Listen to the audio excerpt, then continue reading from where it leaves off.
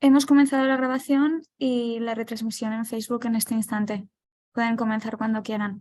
Gracias. Perfecto, veo a Carlos Miranda. ¿Cómo estás, Carlos? Hola Javier, ¿cómo están? Súper bien, ¿y tú? Bien, qué gusto. Si nos dan unos segundos más, a ver, estamos esperando a Ariel. Carl, Pero, if you could please add me to the interpretation booth for English and Spanish. And I think Isabella also is missing.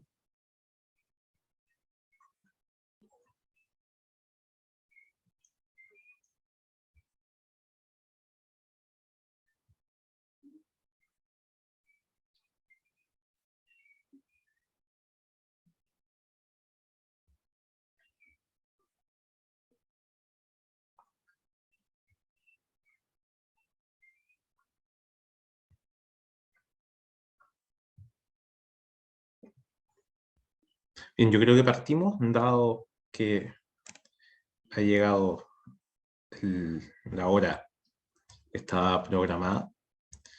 Bienvenidos y bienvenidas, muchas gracias a los que están acá, y también sé que va a haber mucha gente que después ve esto en la retransmisión, así que también un saludo afectuoso a todos ellos y a todas ellas.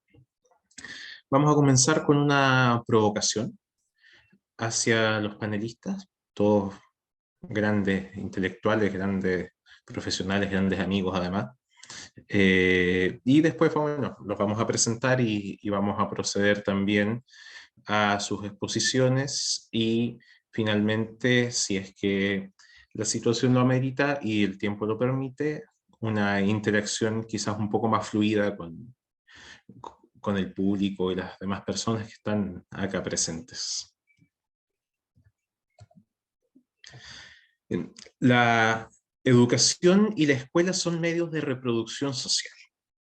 Aparatos, les decía el marxismo estructuralista francés, y como tal reflejan también las relaciones hegemónicas en la sociedad. Es decir, aquel estadio nunca definitivo, pero sí estructurado, que impone la fuerza por un lado y el consenso por el otro. Ahora bien, como toda instancia dentro del Estado, su expresión concreta, fáctica, es también el resultado de correlaciones de fuerza, que a veces son luchas de largo alcance, otras de alcance restringido, pero que siempre guardan un espacio para el conflicto, que no es inherente a la naturaleza humana, pero que sí tiene lugar siempre que los medios de producción y reproducción de la vida están en juego. En ese sentido, la educación es una herramienta del Estado y también un escenario en disputa, y es precisamente en ese espacio de disputa donde nace esta provocación para iniciar la Mesa de Educación y Pueblos Indígenas, que no es lo mismo que educación indígena. La educación indígena, tal y como está expresada en el afiche, que ahí teníamos un pequeño error, la educación indígena es una práctica ancestral que corresponde a las formas de transmitir la cultura que cada pueblo se ha dado. El hilativo de educación y pueblos indígenas lo que busca es poner énfasis en la educación como herramienta en relación a. Desde esa perspectiva cabrá puntualizar entonces en qué proyecto de Estado se inscriben los procesos educativos desde el Estado de los pueblos indígenas en Chile, y por supuesto en qué posiciones se inscriben los pueblos y comunidades. Habría de retrotraerme entonces al origen de Chile como Estado-nación, y sin negar la importancia para América Latina y resaltar el carácter popular de las guerras de emancipación de principios del siglo XIX, negadas por la historiografía liberal de las grandes personalidades y por los historiadores etapistas del marxismo de manual, sí recalcar que el proceso de formación del Estado se inaugura como un desafío al colonialismo europeo, pero al mismo tiempo como un proyecto colonial en sí hacia las primeras naciones.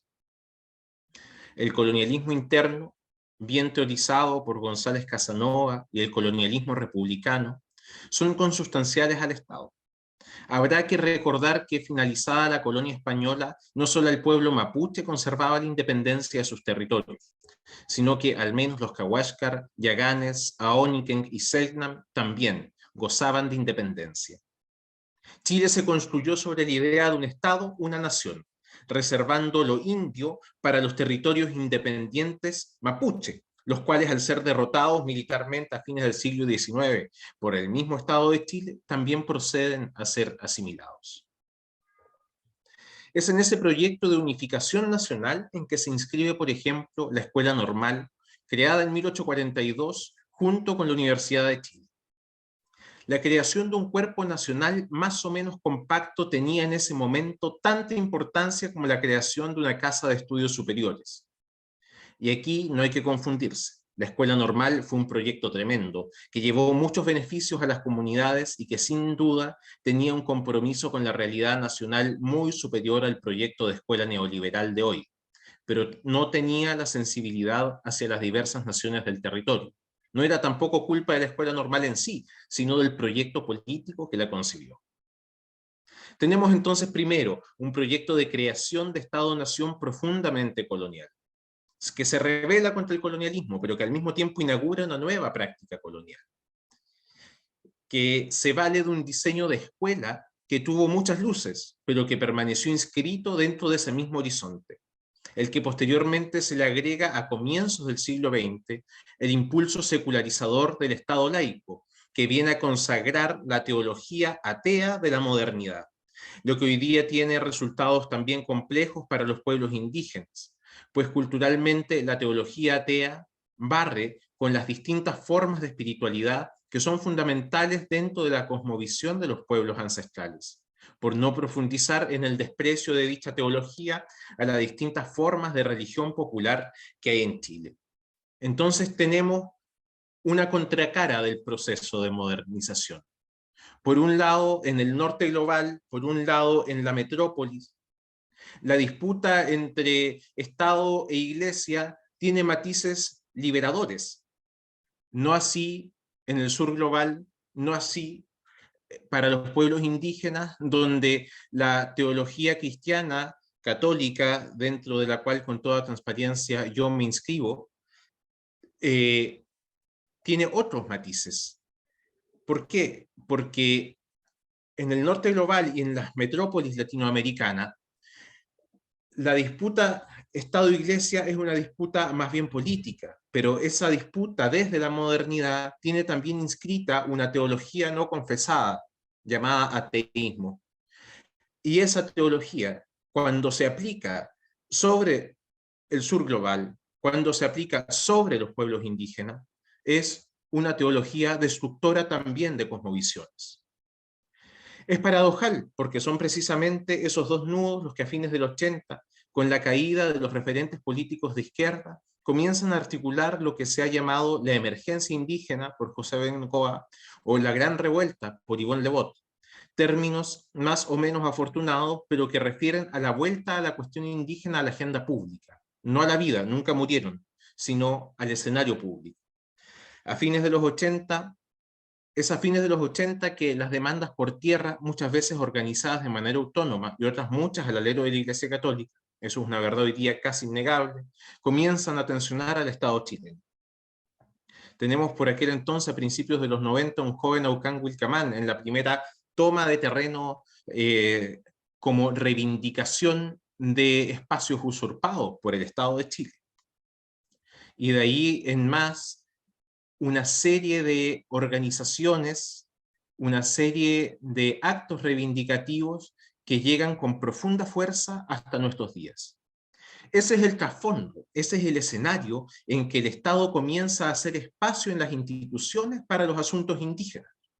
Por ello, hablar de educación y pueblos indígenas es hablar hoy día de una conquista de los pueblos, pero hay que hacerlo con precaución, porque es una conquista dentro del mismo Estado que por un lado hace ese reconocimiento, a condición de continuar negando lo sustancial del conflicto. Lo que hoy se conoce como educación intercultural es una conquista, puede ser leído así, una conquista por parte de los pueblos indígenas, pero también es una concesión. ¿A cambio de qué?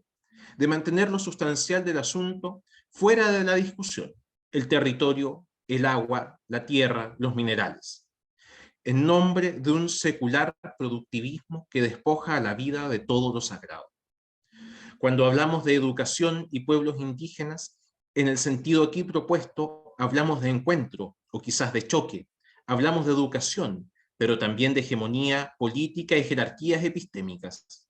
Hablamos de fuerza, algunas que pretenden integrar bajo el multiculturalismo liberal, otras que pretenden avanzar en la autonomía de las naciones. Hablamos también de nuevos proyectos que buscan dar visibilidad a modos de vida que vienen de los abuelos, de los abuelos, de los abuelos, pero que forzosamente deben dialogar con una historia que se ha construido no con ellos, sino a costa de ellos. Son esas tensiones las que buscamos explorar a continuación, no de manera abstracta, sino en la práctica profesional de nuestros invitados, de nuestra invitada, todos ellos, todas ellas, con una amplia experiencia de trabajo, siempre muy de cerca con las comunidades.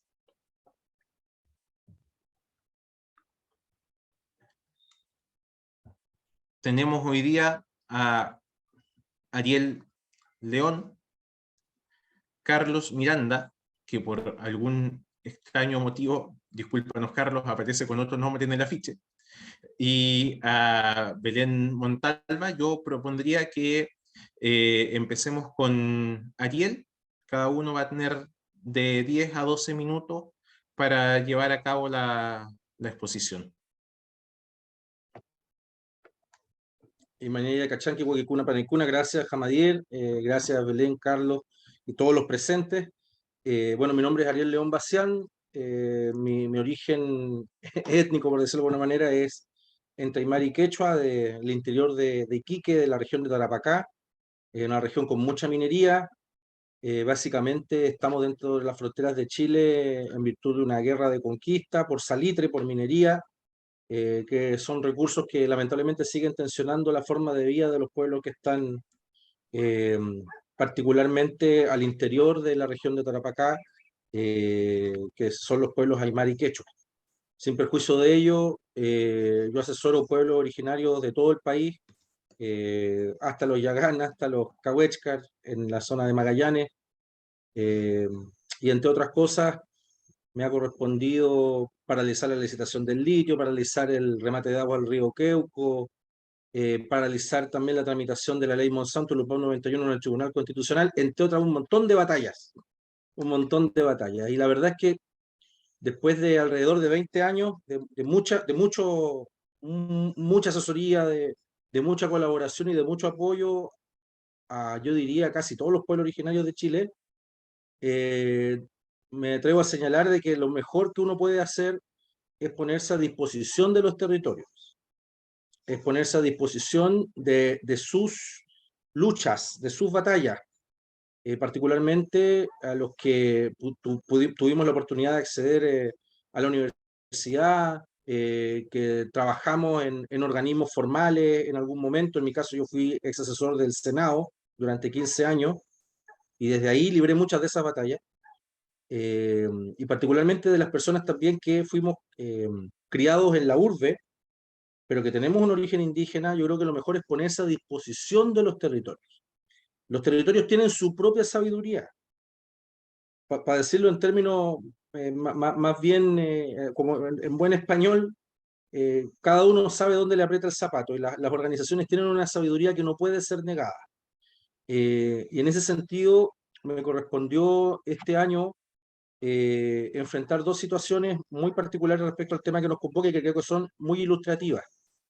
En primer lugar, las comunidades quechua de Tarapacá denunciaron que el sistema escolar, donde se aplica el sistema de educación intercultural bilingüe, en las escuelas, colegios de la región, se les estaba imponiendo a los niños quechua la enseñanza de la lengua aymara. Y ustedes dirán, ¿cómo? O sea, son pueblos distintos, lenguas distintas. Evidentemente los dos pueblos fueron del Tahuantinsuyo, o sea, tienen una matriz cultural similar, pero no son el mismo pueblo. Tienen prácticas culturales diferentes, lenguas distintas. Y cuando nosotros supimos de esa situación, evidentemente nos indignamos. Pero lejos de solamente indignarnos, presentamos un recurso de protección en la Corte de Apelaciones de Iquique.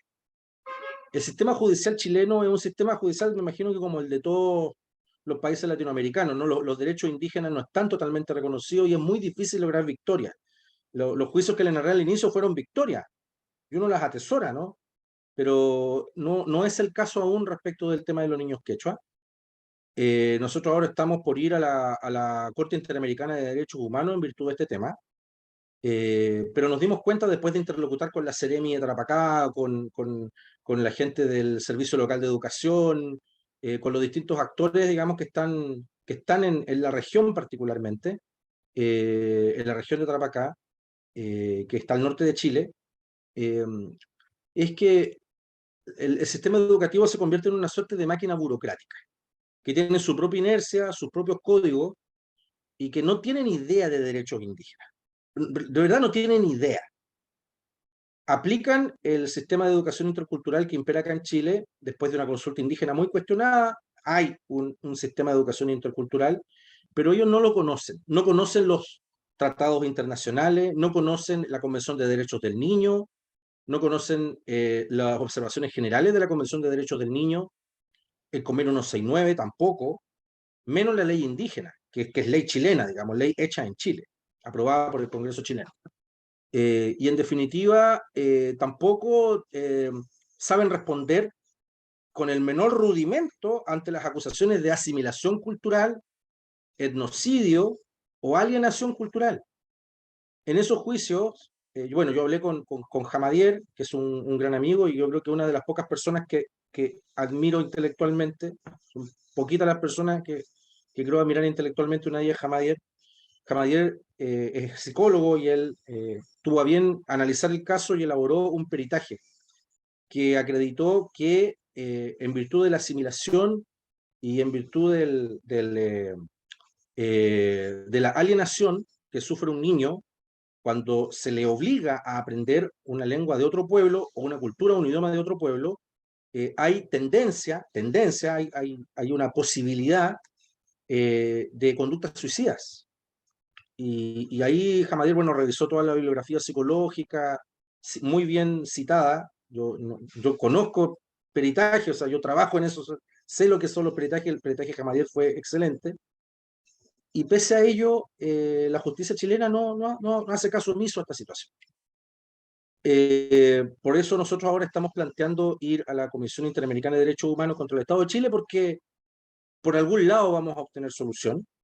Y el sistema chileno y la burocracia chilena han fracasado en su deber de garantía de proteger la diversidad cultural, básicamente eso. Y la integridad psicológica de los niños, de nuestros niños quechua. Y el segundo caso es un caso en Copiapó. La comunidad Coyapayote es una comunidad que vive al interior de Copiapó, que es la tercera región de norte a sur de Chile, también tributario del Tahuantinsuyo. Estos hermanos andinos tienen cobre, oro y litio. El cordón de Maricunga es riquísimo en cobre, oro y litio. Y el Salar de Maricunga es el segundo depósito más grande de litio en Chile. Están los chinos, están los neozelandeses, están los australianos. Está el mundo ahí, con grave vulneración, inclusive amenazas de muerte a los dirigentes indígenas de la zona. Los hermanos practican transhumancia y tienen niños al interior de la cordillera. Hay niños quechua, perdón, niños coya al interior del pueblo coya.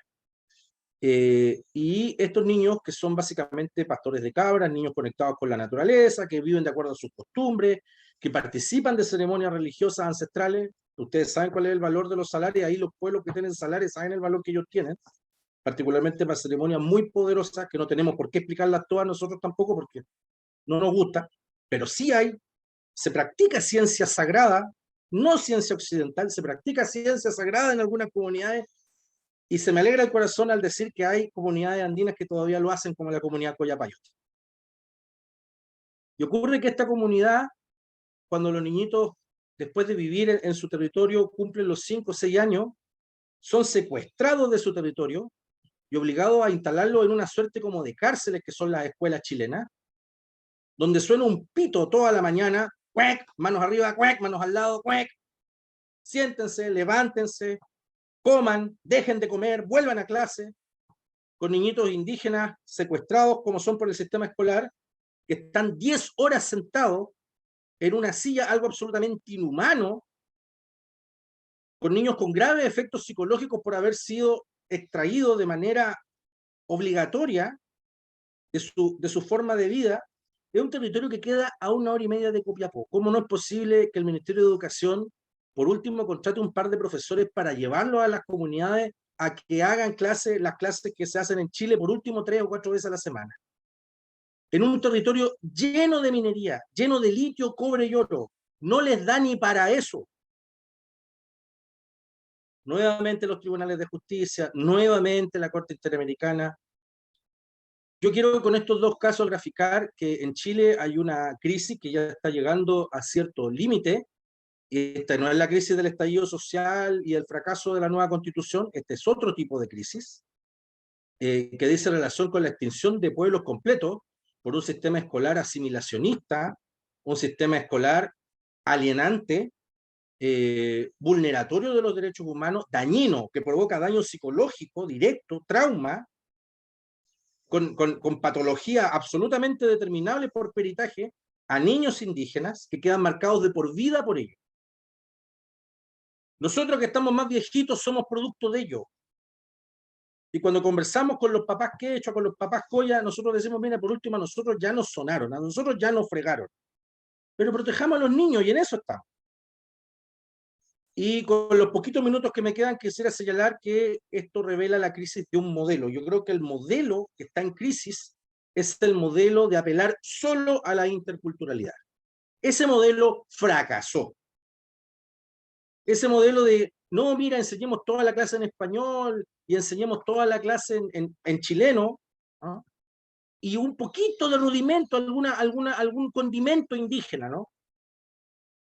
Y que eso pase por educación indígena, como dice bien Jamadier, no educación indígena, pero pasa como educación indígena, eso es absoluto, es una locura, eso no responde a ningún concepto lógico, no responde a ninguna lógica. Y lo que viene, o lo que debería venir, es justamente otro principio. Junto con la interculturalidad, que tiene que haber interculturalidad, los niños chilenos necesitan conocer a los pueblos originarios. Y los pueblos originarios necesitan conocer la cultura chilena. Nadie niega eso, que tiene que haber interculturalidad, tiene que haber alguna conexión entre los pueblos.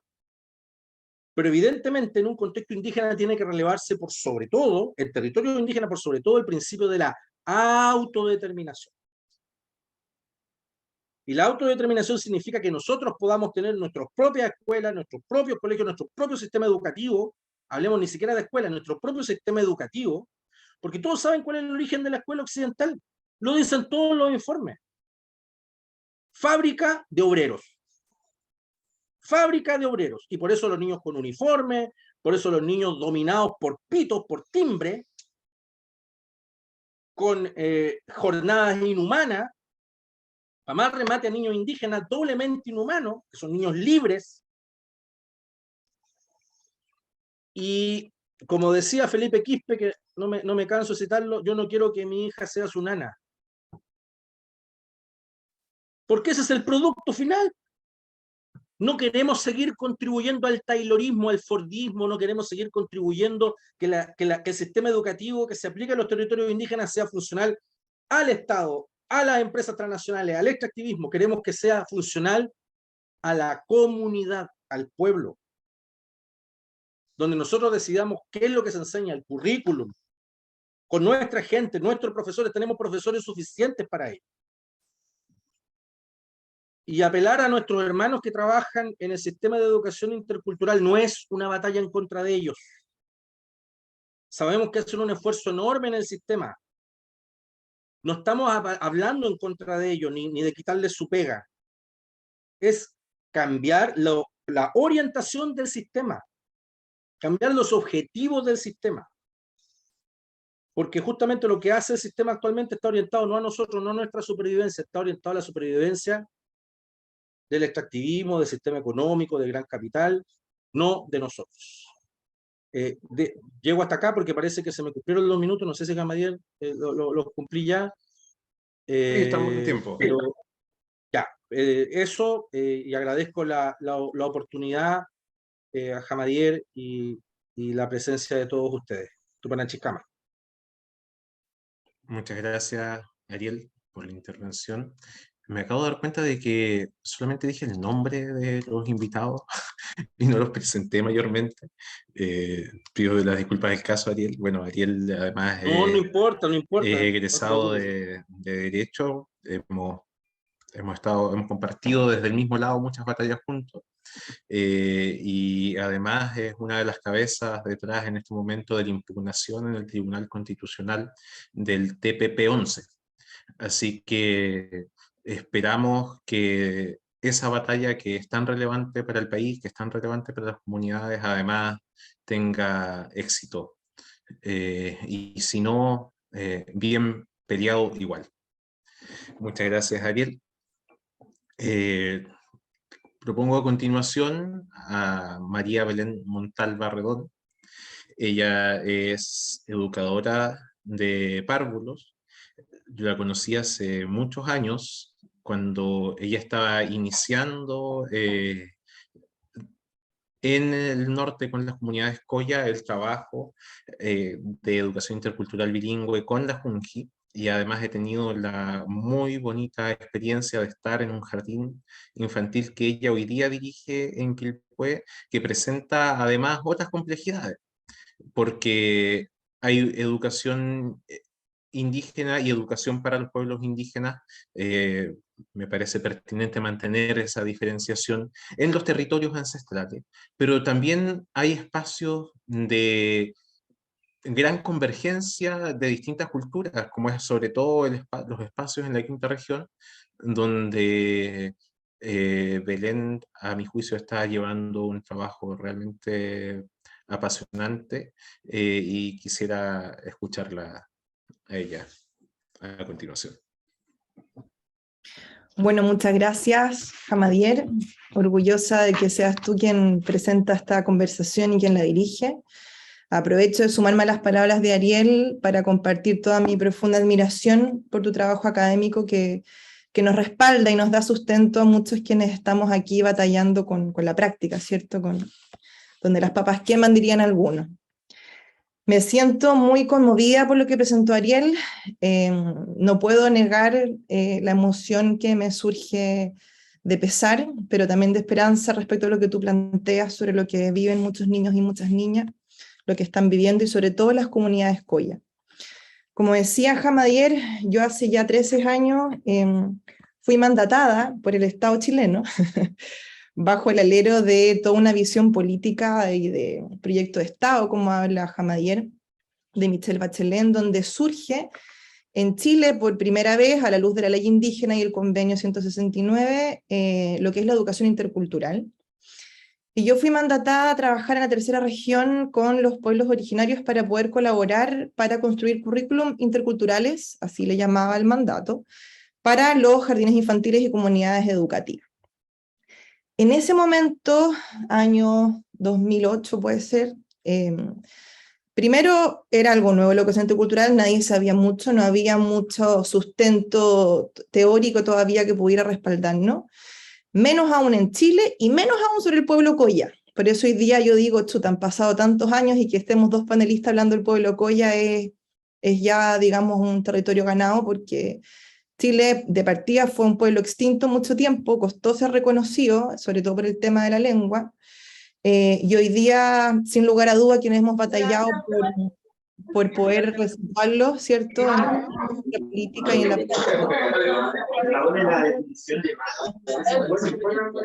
digo que... Ahí sí, gracias. Para mí me hace sentir profundamente orgullosa y tranquila el poder hoy día hablar sobre el pueblo Coya. Por tanto, en ese momento me tocó estudiar, por supuesto, y al mismo tiempo conocer de quienes efectivamente más manejaban, obviamente, o quienes eran los protagonistas de poder opinar sobre esto, que eran las comunidades Coya. Y allí me tocó la fortuna, y yo diría la bendición quizás que la vida me puso en el camino, ¿cierto?, que es conocer a don Zoilo Jerónimo Escalante, quien es yatiri del pueblo Coya y además reconocido como tesoro humano vivo para nuestro país, una persona que tiene una visión del pueblo Coya, del mundo, de todo el mundo espiritual, pero sobre todo de humanidad y de infancia, que provoca profundamente como un referente. Y él en una plaza con su morral a cuestas me dice, me escucha con toda mi exposición, ¿cierto?, de lo que yo vengo a hacer, y me dice, me parece precioso, me parece muy lindo lo que usted me está diciendo, me dice, pero yo no concibo la interculturalidad o la educación indígena, en ese momento también hablábamos, en 4 paredes de cemento. Eso es imposible. Porque efectivamente, como también habla Ariel, los niños y las niñas aprenden de la naturaleza, aprenden de las piedras, aprenden del viento, aprenden de la flora y fauna que lo acompaña. Eso es poder educar en y para la madre tierra, que es lo que moviliza, obviamente, con diferencias, por supuesto, pero a todos nuestros pueblos originarios, los pueblos originarios. Y de partida yo pensé en un momento que me estaba derrumbando mi propuesta, o a lo que yo, insisto, estaba mandatada a realizar, pero él me dice, pero haremos todos los esfuerzos por conquistar, y por eso me emociona también cómo lo habla y lo expone Hamadier respecto a esta conquista versus concesión, que me parece tan afortunado, porque es lo que yo he vivido estos 13 años, de los pueblos originarios, y comenzamos un trabajo riquísimo con él. Él además, como ser parte y representante del pueblo Coya, que es un pueblo transhumante, es un pueblo que ha tenido la fortuna de recoger también muchos aspectos culturales, e incluso de vida con diferentes otros pueblos indígenas, desde Guatemala incluso hasta Paraguay. Personas que recorrieron el cordón andino y América Latina, por tanto, ellos también, por lo menos Zoilo, tienen una visión muy amplia del ser indígena. Habla mucho de que muchas personas, incluso no indígenas, albergan en su ancestralidad, ¿cierto?, toda un conocimiento, una verdad, una luz para poder compartir el mundo indígena con quienes, como bien dice Ariel, fregamos, porque somos producto de un sistema educativo que nos enseñó a los pueblos originarios en la historia, como algo del pasado, como algo que existió, como algo inmóvil. Por tanto, quiero partir diciendo que esto es una lucha política, como es cualquier lucha educativa, es una lucha política. Por tanto, yo me siento muy mandatada, no ahora por el Estado, sino que por mis propias convicciones e ideología, a reposicionar la causa indígena como una causa que nos puede representar a muchos no indígenas, ¿ya? En términos de recuperar, y hablo de recuperar no como recuperar a los pueblos, que no requieren ser recuperados por nadie, sino que recuperar para quienes no tuvimos la fortuna o fuimos lamentablemente productos de este sistema alienante, como dice Ariel, de poder vivir y enriquecernos a través de nuestras, yo hablo de raíces, pero yo creo que más bien nuestra ancestralidad. En ese sentido, obviamente, el tema de la educación intercultural fue tomando más forma, fue tomando más debate, y por tanto también en un momento hablábamos que la interculturalidad es falsa, porque habla de una vinculación equitativa entre diversos pueblos. Y en América Latina y en Chile de equitativo poco y nada. Por tanto, no puede ser una interculturalidad cuando hay tales aberrantes diferencias yo diría de poder, pero más bien, sí, de derechos y de poder, ¿cierto? Es irreal. Por tanto, es un discurso que conviene, ¿cierto?, a un Estado que quizá, como dice Hamadier, muy en buena lid, quiere reposicionar o resituar, ¿cierto?, la educación indígena. Sin embargo, por supuesto que vivimos siempre en un arma de doble filo respecto a que eso también puede ser totalmente contraproducente. Y, como dice el dicho, nadie sabe para quién trabaja, y en eso nos vamos perdiendo. Por tanto, ahí surge el concepto de hablar respecto de educación para la diversidad cultural. Es decir, para promover que aparezcan en la escuela, en este espacio, ¿cierto?, en disputa, como dice Hamadier, este espacio de encuentro o desencuentro, puedan aparecer las diferentes, ¿cierto?, realidades culturales y podamos hablar de un cierto diálogo, y desde un multiculturalismo más bien crítico que tenga la capacidad de promover la discusión respecto a las diferencias de poder y de derechos que existen entre estas culturas. Eso es, digamos, a lo que aspiramos. Luego de todo mi trabajo en el norte, también tengo que transparentar que decido salirme de este sistema, ya porque después con el gobierno de Piñera, realmente, además de desconocer, ¿cierto?, todas estas buenas intenciones del Estado para con los pueblos originarios, se seguía aún más mal usando el concepto de interculturalidad a conveniencia del Estado. Por tanto, se me hizo en lo personal y en mis convicciones políticas e ideológicas muy, muy complejo, muy complejo. Yo, bueno, Jamel me presentó, soy educadora de párvulos, después me especialicé con un magíster en educación, y en mi retorno a la quinta región he tratado de compartir, yo pudiese decir, como me enseñó Zoilo, uno lleva un morral, y en ese morral lleva diferentes misterios y experiencias, y ese morral se comparte, como se comparte la medicina. Yo lo he sentido muy así, que cargo con un morral para compartir, y como educadora de párvulos me ha tocado trabajar en diferentes escenarios de educación inicial, compartiendo este morral. Para mí eso es inevitable y no pudiese ser de una manera distinta. Y en eso me sitúo en el contexto urbano, en el contexto, pudiésemos decir, no indígena, no territorialmente, con alto porcentaje de niños y niñas y familias, digamos, indígenas. Sin embargo, y es un poco lo que también yo vi mucho con el pueblo Coya, cuando uno pone estos temas en los espacios educativos, se genera toda una ola que hace poco yo entendí que mejor le pudiésemos llamar de reculturización, más que de rescate. Por tanto, aparecen experiencias, aparecen abuelos y abuelas que sí, pues hacían esto, efectivamente, y la gente se empieza a identificar. Y ahí también pongo en la discusión, que espero que podamos tener después, lo que es el ser indígena, que ha sido tan complejo en Chile a través de la denominación que hace la CONAI respecto a quién es o no es indígena desde la certificación, que es un tema muy complejo. Entonces, en ese, más allá de la definición que me pueda dar la CONADI o DO de quién o no es indígena, que eso te lo dan, ¿cierto?, la estadística respecto a las poblaciones, la gente se empieza a identificar con conocimientos ancestrales y empiezan a decir, bueno, yo no sé si soy coya, no soy coya, soy mapuche, no, pero yo recuerdo que mi abuela y mi abuelo hacían esto. Y empieza a suceder esto de que empiezan a encontrarse estos diferentes saberes y la gente se empieza a sentir representada por este mundo. Quisiera, no sé cómo viene el tiempo, pero quisiera agregar que en este contexto y en esta trinchera, las niñas y los niños, yo trabajo con chicos muy pequeños, desde los 6 meses hasta los 4 años de edad, así de guaguas. Y para ellos la educación indígena o la educación y pueblos indígenas, como también lo habla muy bien Zoilo, es algo muy espontáneo. A ellos no les cuesta hablarles al sol, ellos con total naturalidad le hablan al sol, al tatanite, con total naturalidad le hablan a los insectos, a las plantas y a los animales. Ellos tienen, digamos, esta apertura que el resto perdimos los adultos de comprender a la madre tierra como un todo que llevamos dentro, además. Por tanto, hay una cosa que sea muy espontánea con los párvulos y las párvulas de conectar, ¿cierto?, con, pudiésemos hablar, conocimiento, saber ancestral, yo le llamaría naturaleza, le llamaría madre tierra. Por tanto, conectan muy bien con aquello. Por tanto, para mí es un mandato también, desde los niños y las niñas, el poder poner a disposición estos saberes. Por supuesto que ahí, luego de eso, pudiese yo también compartir la importancia de trabajar con las comunidades indígenas. Yo, si bien me he sentido muy inspirada y motivada por diferentes personas indígenas y líderes que he podido tener la fortuna de compartir, sin embargo, yo no soy.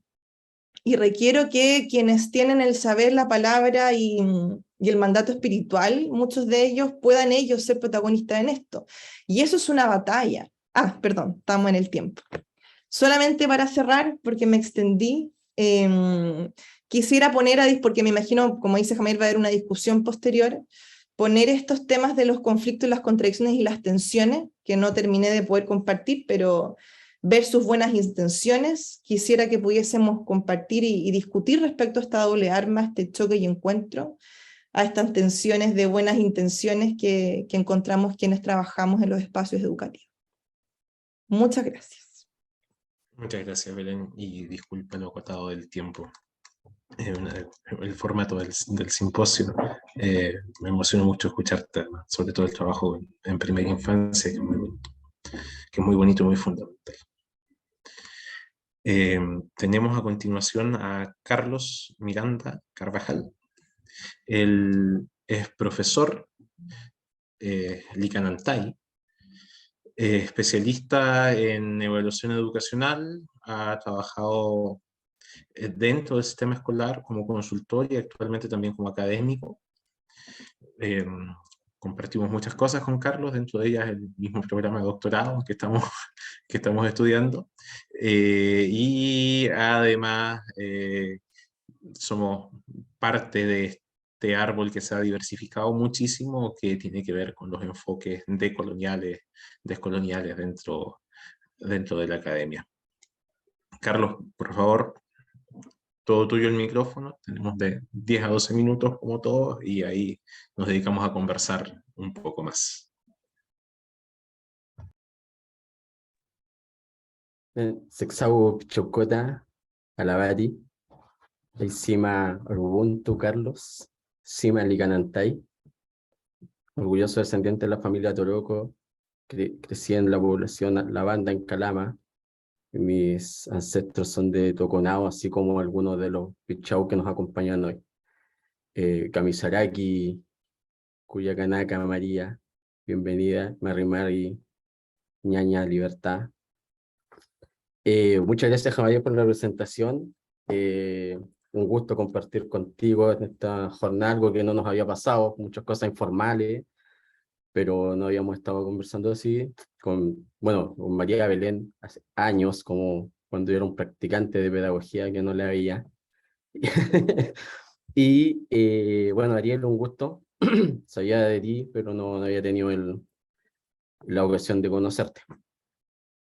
Voy a presentar algo de mi trabajo que tiene que ver con mucho de esto, de los encuentros y desencuentros, porque mi foco de investigación ya hace varios años viene siendo esta relación institucional entre familia y escuela. Una relación que primero la observé como profesor. ¿Por qué? Porque siendo parte del pueblo Licanantay, no tuve un tránsito, de este tránsito que mucha gente pregunta, oye, ¿cómo te reconociste como indígena? No me reconocí, yo soy indígena y viví como indígena, sembré el choclo, fui a la limpia de canales, viví en Los Potreros, 18 años de mi vida, tuve una vista de la cordillera en Calama que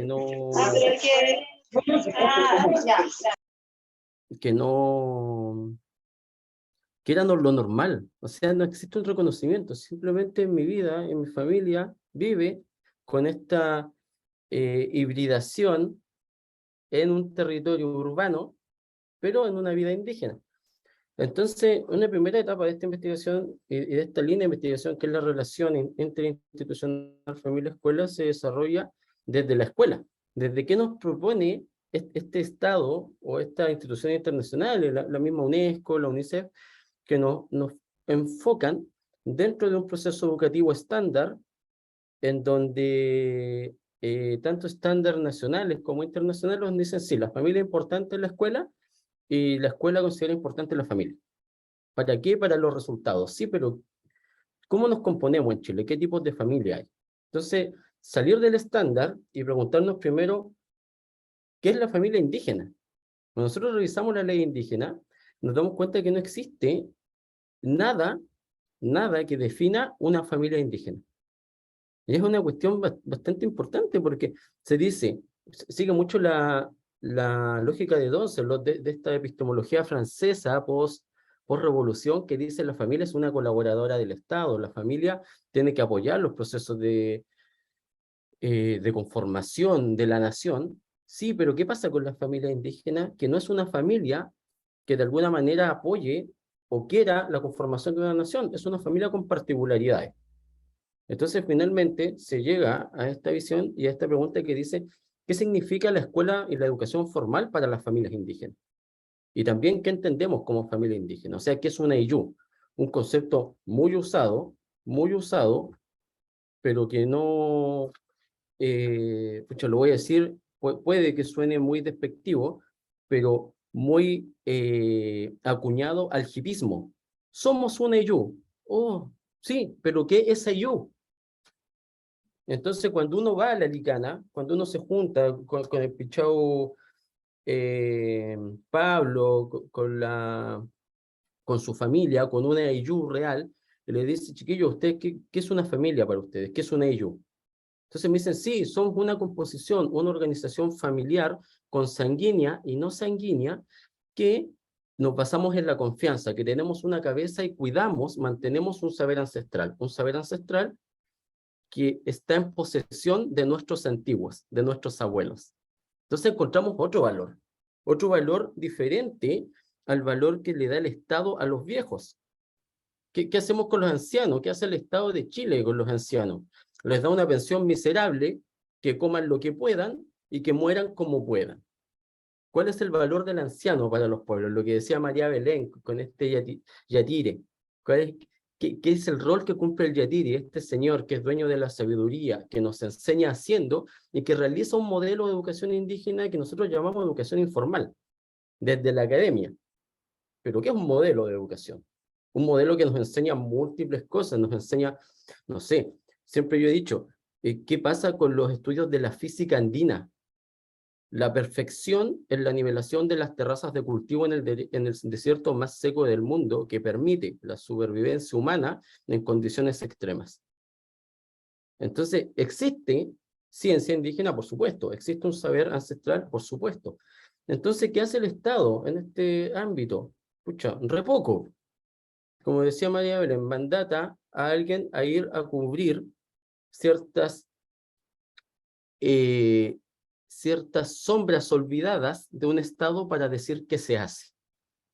Entonces, bajo esta lógica, post-dictadura, o ya en el periodo final de la dictadura, el señor Patricio Aylwin promete a los pueblos un programa de educación intercultural bilingüe. Un programa de educación intercultural bilingüe que fue clave para conseguir el voto mapuche, para sacar al dictador. Entonces, en ese sentido, el programa de educación intercultural bilingüe se forja bajo la ley indígena, en donde se dice que toda escuela, y esto es una cuestión muy importante, toda escuela que tenga un 20% de estudiantes de algún pueblo indígena tiene que dictar el programa de educación intercultural bilingüe. Un programa que se autofinancia, que tenía que enseñar la lengua y la cultura indígena por un educador tradicional validado por las comunidades. Pero, ¿qué pasó con esto? En el 2015, el doctor Cristian Lago nos dice, ¿saben qué? Desde la lingüística, el programa de educación intercultural bilingüe fracasa. Es un fracaso. ¿Por qué? Principalmente porque no es bilingüe. Se enseña todo en español. Sé qué pasa con el mapuzungún, qué pasa con el aymara, con el kunza, con el quechua, que siguen siendo lenguas relegadas a nuestra vida íntima. O sea, yo estoy seguro, Ariel se despidió en lengua quechua, y ¿cuántos de acá sabemos qué significa eso? Entonces, es súper importante eso. El programa de educación intercultural bilingüe fracasa, ¿por qué? Porque no es bilingüe. Principalmente no es bilingüe. Existe una composición y una nomenclatura indígena en donde se impone una imagen de indígena. Y esto también lo acuño yo mucho al hipismo, a esta cuestión este concepto que no existe, que es pachamámico. No existe el concepto pachamámico.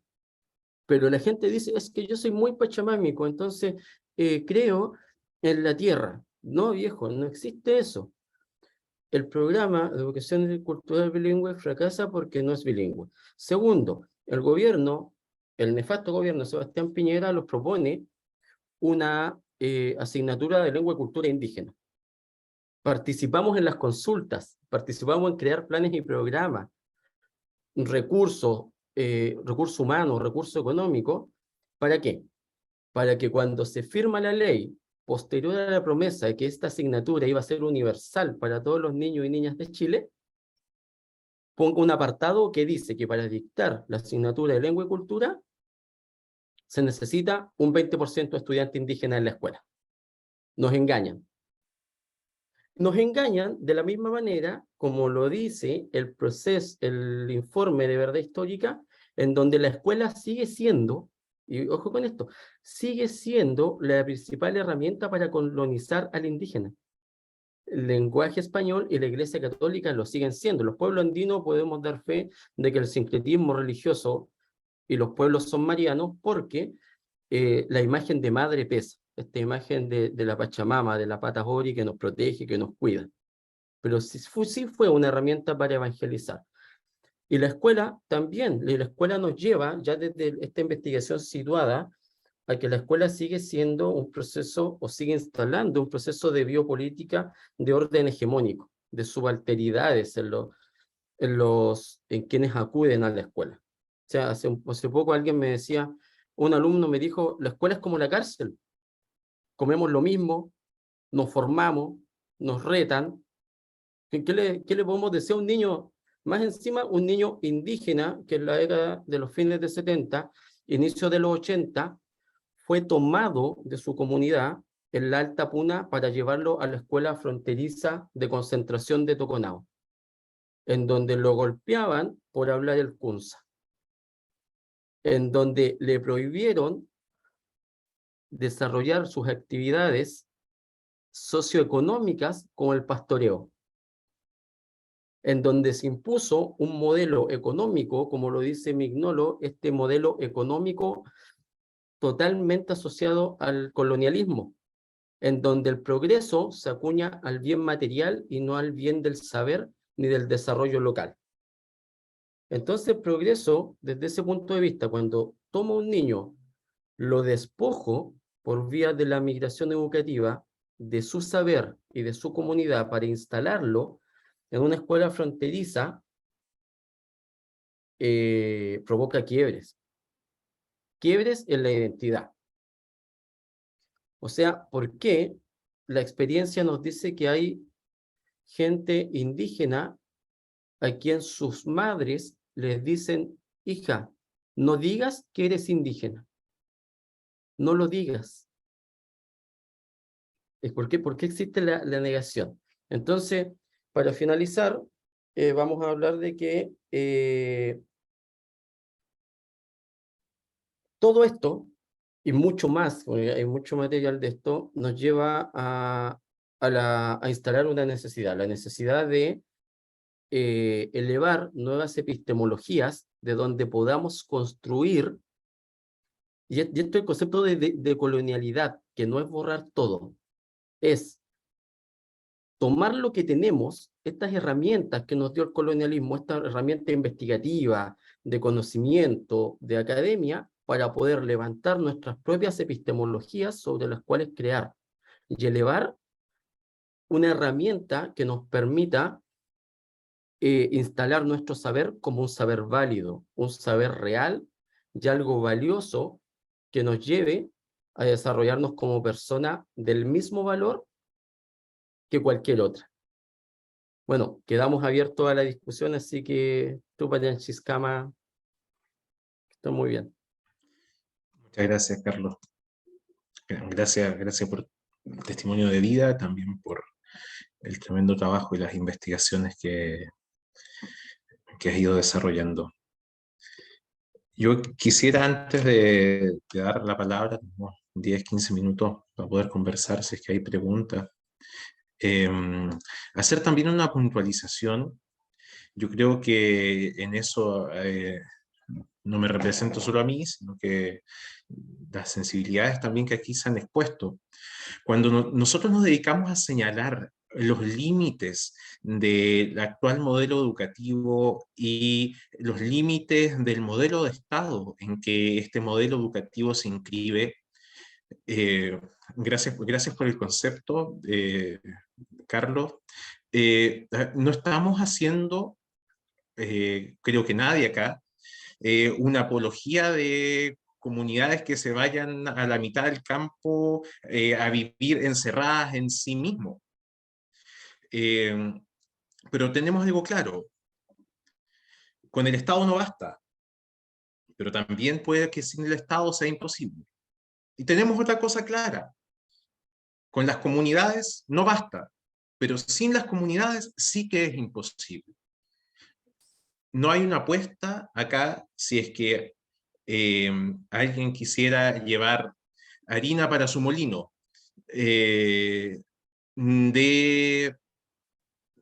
nuevamente utilizo el concepto de un hipismo educativo intercultural, donde cada uno se arranque al margen de las autoridades políticas de sus territorios, al margen de la tradición, incluso al margen de la conformación de las comunidades a hacer sus propios proyectos educativos.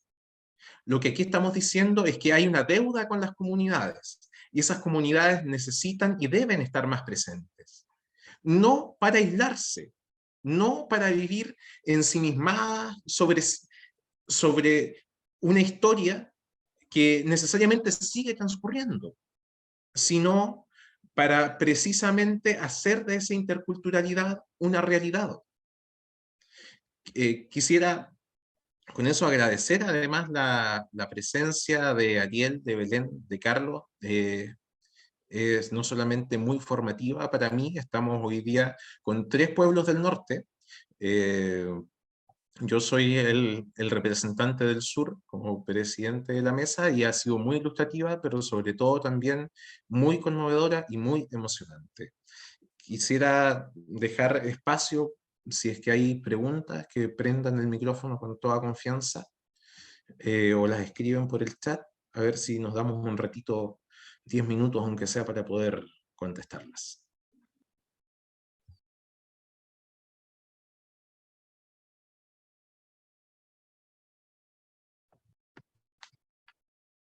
Mayer, disculpa. Ariel. Sí, no, mira, quería por tu intermedio preguntarle a Carlos si la familia Toroco es Esteban Araya y la hermana Herminia, del sector Sí, de la sí, banda. de la misma línea. Tengo el honor de conocer a tu familia, hermano, y a través del hermano Esteban y la hermana Herminia hemos dado grandes batallas. De hecho, la demanda que paralizó la licitación del litio en el Salar de Maricunga fue suscrita por el hermano Esteban. Así que guardo una relación de gran respeto y de honor con tu familia, hermano. Así que es un placer para mí poder conocerte por este intermedio y ojalá no perdamos el contacto. Me pareció muy interesante tu exposición, querido hermano. Gracias, muchas gracias, Ariel.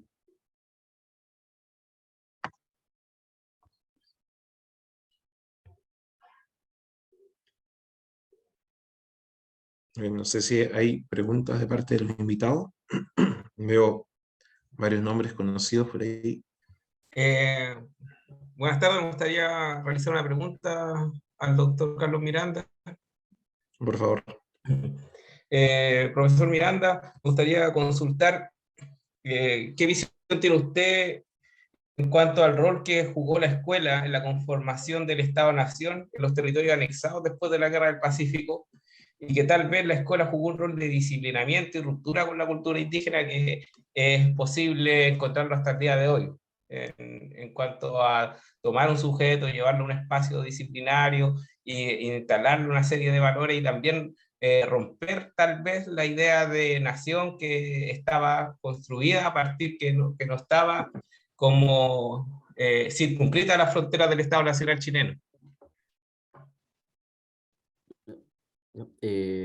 Hola Miguel, mira, o sea, hay evidencia clara de eso. Cuando uno revisa textos como ya desde lo más clásico dentro de la, sobre esta relación o esta importancia de la familia a nivel social, nos remontamos, por ejemplo, a la Europa, en donde Don Celot, por medio de la policía de la familia, nos muestra cómo la familia viene a ser esta organización, microorganización de replicación del Estado o de los gobiernos en ciertos territorios.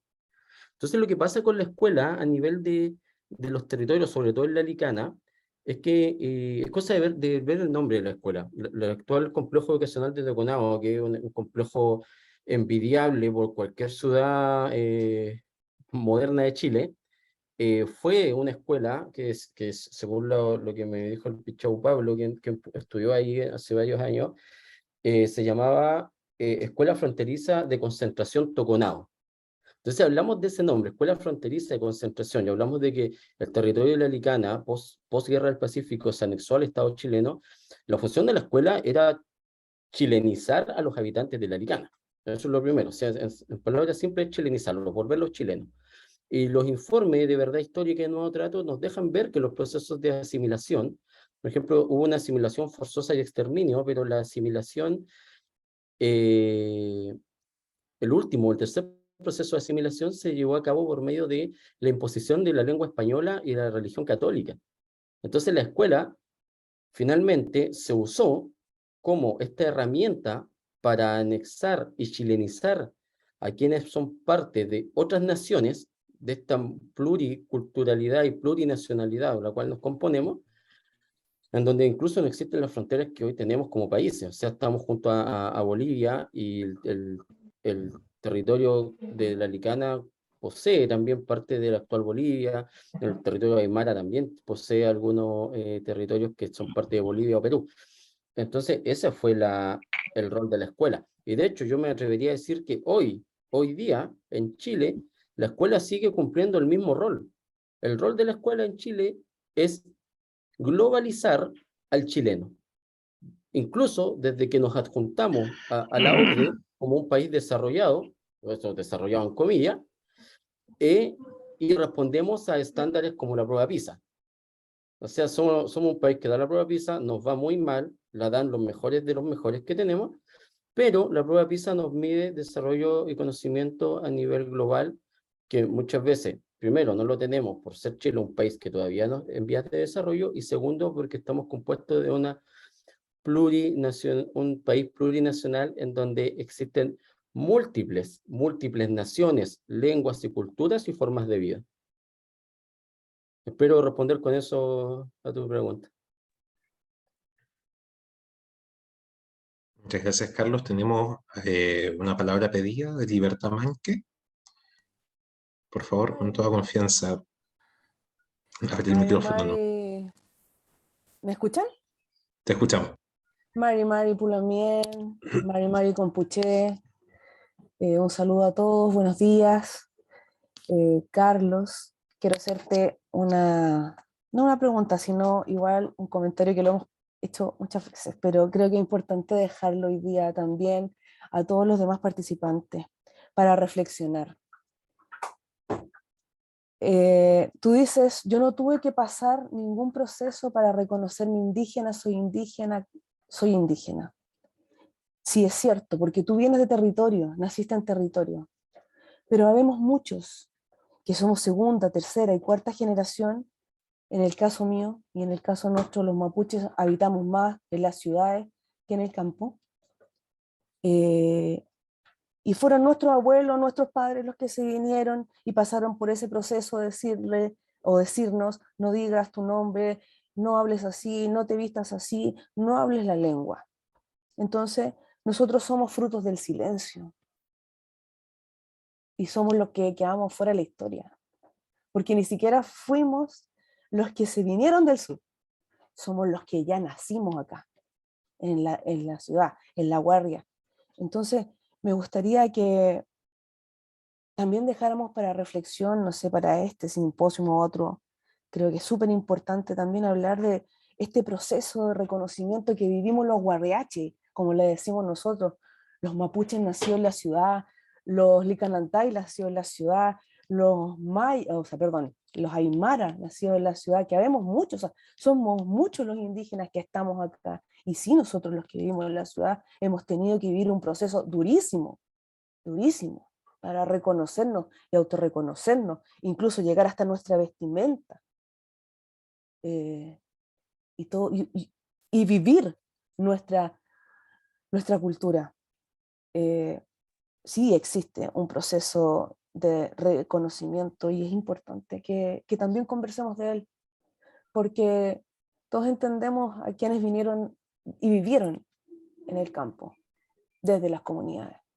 Pero nosotros que somos una mezcla entre el campo, la ciudad, el cemento y la tierra, es tremendo.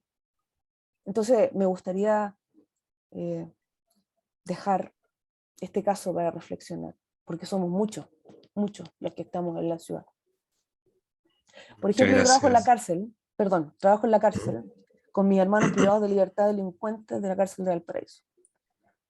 Y ellos también han vivido este mismo proceso, son segunda, tercera y cuarta generación en que a través de un oficio estamos tratando de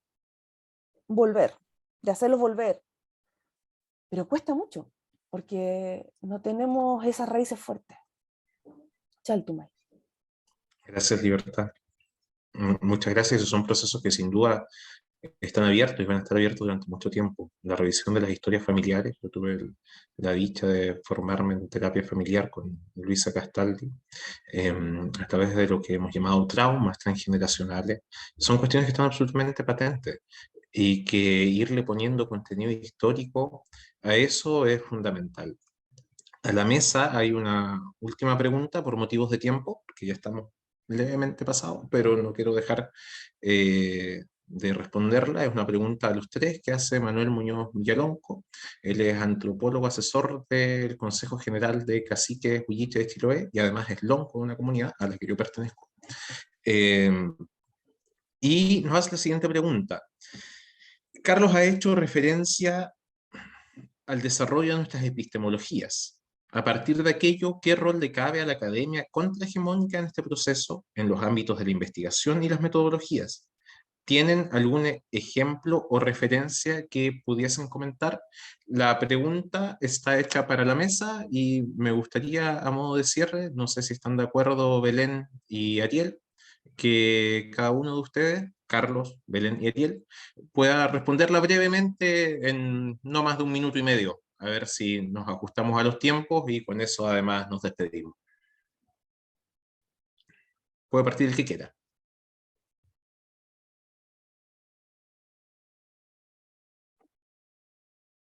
Ya, María yo Belén, no sé si tú quieres... Ah, ya, adelante, o el adelante, mismo Carlos. orden, no sé, como quieran.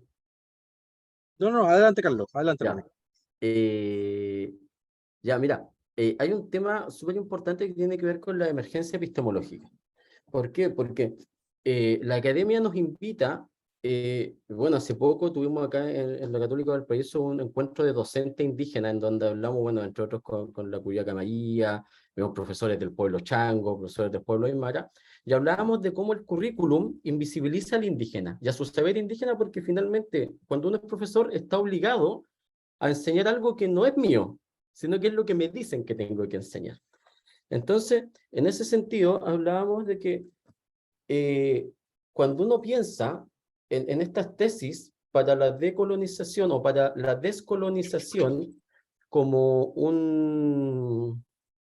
una meta o un fin común, tenemos que pasar por ciertos procesos que son procesos lógicos dentro de este orden académico, que finalmente nos llevan, por ejemplo, a instalar esta crítica colonial, esta crítica denominada crítica decolonial que enlaza el mercado con la academia. Finalmente, uno puede ser muy indígena, yo siempre digo, uno puede ser muy indio para sus cosas, pero está inmerso en esta vorágine de producción, de conferencias, de clase, de hacer.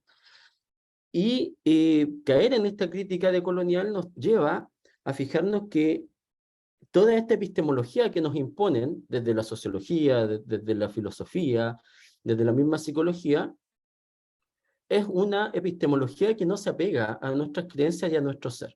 Entonces aquí toma sentido esto que Boaventura nos dice, tenemos que hablar ya no de progreso, sino de buen vivir. Porque ¿qué es el buen vivir para nosotros los indígenas? ¿Y qué es esa primera epistemología que emerge desde nuestro ser? Entonces, el buen vivir se define desde el pueblo aymara como pueblo andino, y hablando de lo más cercano a mí, por 13 principios, un principio de reciprocidad, de paridad sexobiológica y de esta relación que nos da la razón de ser y de vivir en relación a considerar a la tierra como madre y considerarnos partes de la tierra, algo que Libertad Mind que dice, ¿no? La tierra no es nuestra, nosotros somos parte de la tierra, en uno de sus poemas. Entonces, ahí nos damos cuenta de que esta propuesta de ser estos inconformistas del tiempo y de la historia, nos lleva a decir que somos cada uno y tenemos un conocimiento que tenemos que levantar por medio de esta metodología decolonial, que es usar las herramientas que la academia nos da, como lo propone Linda T. Wine, en un proceso de investigación en forma de espiral, para poder instalar estos primeros conceptos desde el buen vivir sobre la mesa para empezar a trabajar en esta relación que podemos tener entre nosotros y con los otros, como dice el profesor Marimán, esta otredad instalada en la academia. Bueno, espero con eso poder responder un poco a la pregunta. Muchas gracias, Carlos. María Belén. Ahí sí, sí. Bueno, Manuel, alguna vez también te escuché y también me sentí tan provocada como Jamadier también hoy día me provoca con su discusión. Yo solamente quizás agregar, y como una persona que está muy en la praxis, creo que el conocimiento, las epistemologías indígenas se viven más que se aprenden académicamente. Yo me he tenido que formar mucho desde mi ignorancia, pero creo que lo que he aprendido y cómo yo realmente he podido forjar o poner en diálogo las epistemologías ha sido viviendo, ha sido el conocimiento vivencial y experiencial el que más nos llama. Podemos leer mucho de los pueblos indígenas, pero no sirve si no lo vivimos, o si por lo menos nuestros estudiantes, niños y niñas no lo pueden vivir, porque hay un componente espiritual que no es inmóvil. Eso quisiera agregar, y que pienso yo en lo curricular. Yo llevo muchos años tratando de formar un currículum de forma colectiva. Me faltó mucho hablar de los equipos educativos, pero creo que eso se construye, yo sigo construyéndolo, y se me sigue desarmando, y se me vuelve a armar todo el tiempo. Y eso lo hago desde los saberes indígenas que nos acompañan. Y solamente para cerrar, porque no alcancé a decir, sin recursos. Yo hoy día no estoy mandatada porque mi institución del Estado hoy día no me mandata ni tiene recursos para educación intercultural. Es todo autogestión, es todo bingo, es todo plato único. Esa es la forma que desde esta trinchera peleamos esto. Así que solo agregar que yo creo que es algo que se sigue construyendo todo el tiempo. Muchas gracias, Belén. Ariel, contigo cerramos. Gracias, Javier. Brevemente, yo creo que lo valioso me incluyo, ¿no?, de los tres como expositores, humildemente creo que es la diversidad de nuestros orígenes y la diversidad de nuestras experiencias, y que estamos hablando de luchas que han hecho carne en nosotros mismos y en lo que vivimos. Yo en ese sentido entiendo perfectamente a Carlos cuando señala el tema de la epistemología, del currículum, de la necesidad de sistematizar y de intelectualizar esto. Pero también entiendo a María Belén cuando habla del tema de la experiencia. Desde mi perspectiva, lo que yo he podido ver y lo que he podido experimentar también y analizar, varias cosas que se me sugieren. Uno, hay un riesgo, ¿no? Y el riesgo es de los topes, por decirlo de alguna manera, de los extremos, ¿no? Por un lado, los pueblos originarios no somos organismos meramente académicos, meramente políticos, meramente agrícolas. Somos más bien, y lo quiero señalar de esta manera porque creo que así es, somos, hay principios espirituales que gobiernan el mundo indígena y que nos hacen ser indígenas. Y sin ese elemento espiritual que muchas veces es negado, ¿no? Muchas veces no lo encuentra uno en los papers, digamos, por decirlo de alguna manera, o en la literatura académica. Sin ese elemento espiritual, los pueblos indígenas no somos indígenas, somos cualquier otra cosa. Entonces, todo se ordena desde ahí, todo se ordena desde ahí.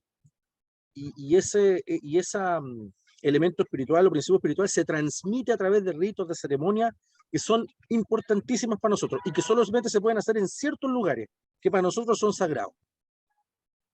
Entonces, si nos quitan esos territorios o los destruyen, perdemos todo contacto con el arriba y con el abajo. Perdemos todo contacto, o sea, dejamos de ser indígenas. Y eso es lo primero. Yo creo que el sistema educativo indígena, educación indígena, como queramos llamarlo, no puede ser algo descontextualizado de eso, porque en todos los pueblos originarios, yo converso con hermanos de cualquier pueblo originario y me va a reafirmar esa visión, que todo se ordena desde lo espiritual, y de ahí para bajito. Y en segundo lugar, ojo con el tema, hay palabras, ¿no? Palabras que uno se enfrenta cotidianamente en las luchas. Por ejemplo, patrimonio, biodiversidad, recursos naturales.